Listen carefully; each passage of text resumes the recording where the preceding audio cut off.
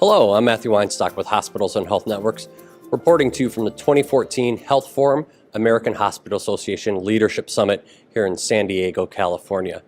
I'm joined this morning by Ian Morrison, who is again reprising our role as moderator and sort of guide for the summit.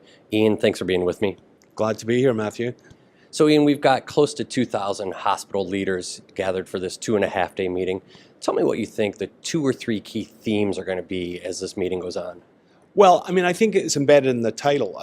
We're still in this process of transformation and encouraging the field to transform. But I think we're trying to hear from the front lines too about how this is going and some of the more practical concerns about both strategy and implementation of transforming the system for the good. And I think it's an exciting and important time to be talking about these issues. You travel the country a lot talking to hospital leaders. How ready do you think they are for this transformation? Well, I think what's going on is that there's sort of clarity in the C-suite and the boardrooms and violent agreement often, perhaps to the point of everyone doing the same thing. So you hear a lot about moving from volume to value. You hear a lot about population health. You hear a lot about the sort of strategic thrust towards being accountable for a broader population and bringing in the newly covered through the Affordable Care Act. So those are the themes you hear in the marketplace. But I think there's a growing sense of realization. I won't say cooling of ardor with some of the themes like accountable care, but certainly a new sense of realization and perhaps practical realities that folk are facing from a financial point of view in particular, that if we're really serious about transforming, it may have a big impact on revenue.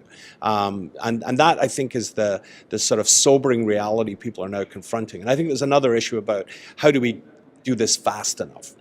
Yeah, and that sort of harkens to one of the themes of your most recent column for H&H and Daily on scalable innovation.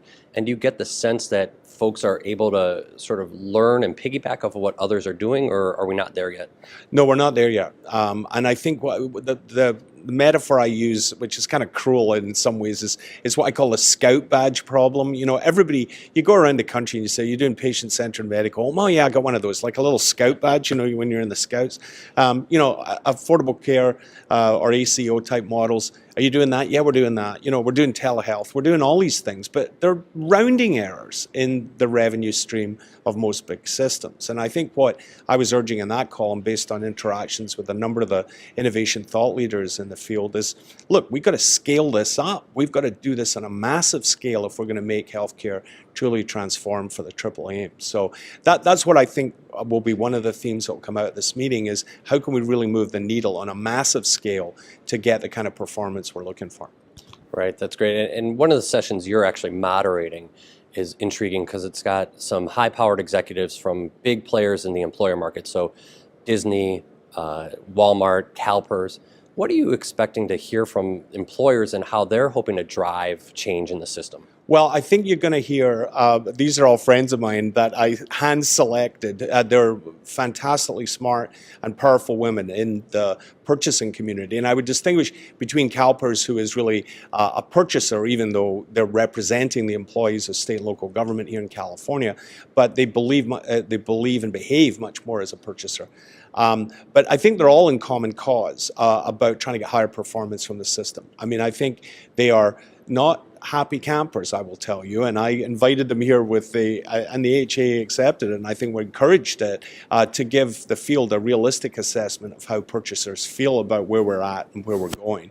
And the ones that are staying, and most of the big people are staying, at least over the next 4 to 5 years, are going to be much more activist and use a whole bunch of different tools, including things like reference pricing or select networks or centers of excellence, to really try and encourage the field to higher performance in many different dimensions. And so, what I'm hoping is that we hear each other out and that we use the kind of energy from what the purchasers are looking for to drive the kind of innovation we've been talking about. And one other point I'd make on this is that virtually, and it ties back to the sense of reality and the financial kind of sort of cold shock people are having in trying to move from the first curve to the second curve. And that is all of the margin in healthcare comes from those private purchasers. Nobody's making money on Medicare.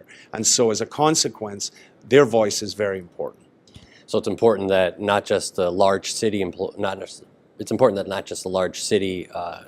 providers hear this message, but across the field, right?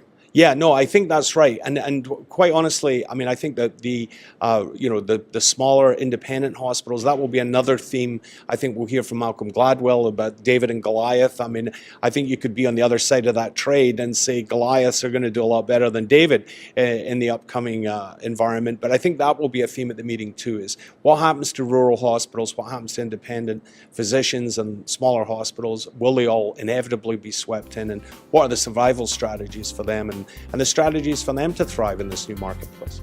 Well, great, Ian. We appreciate you taking some time today. Great. Well, it's always great to be with you. Thanks, Matthew.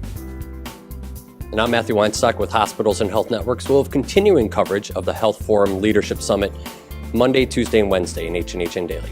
Thanks for tuning in.